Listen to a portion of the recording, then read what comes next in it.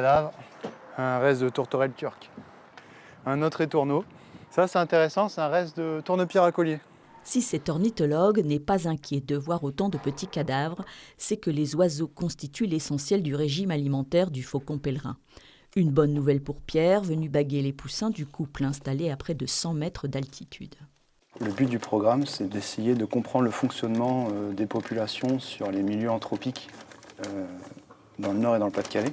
Après, on va essayer de savoir aussi jusqu'où ils vont aller les jeunes pour se reproduire. Équipé de son baudrier, il agit rapidement pour soustraire les bébés du nid sous le cri des parents. Dehors, c'est un peu l'affolement, le temps de dérangement doit être le plus court. Hop, faire tes pattes. Opération délicate sur ces jeunes âgés de 3 semaines, assez grands pour supporter une bague et pas trop vieux pour risquer de s'envoler. Nous, on met des bagues marron. Du coup, si quelqu'un observe un faucon avec cette bague-là, il peut déterminer qui l'a bagué et nous envoyer un message pour que nous, on sache où est-ce qu'il a été vu. Alors, toi, tu as FU.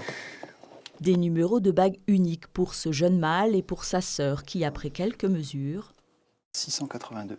retourne au nid. Il y a maman qui vient de rentrer au nid, là, elle nous regarde. Et il y a le mâle qui tourne, qui surveille sur la croix tout en haut. Si le Muséum d'histoire naturelle de Paris recense les données des bagages, ce sont les ornithologues bénévoles qui veillent sur les rapaces. Éric les suit avec satisfaction depuis 8 ans, même si avec les travaux de rénovation, les faucons avaient disparu de la cathédrale. En 2023, le GON a aménagé des aires pour sa reproduction. 15 jours après, on avait déjà les faucons installés dessus. Ça fait vraiment très plaisir et les 3 de l'année dernière ont été bagués.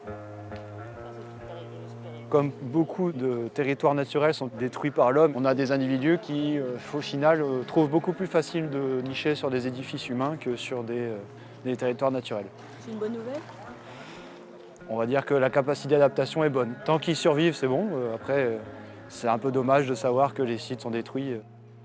Plus d'une centaine de sites de nidification sont recensés sur les édifices de la région. Une bonne nouvelle pour le faucon pèlerin, l'animal le plus rapide au monde.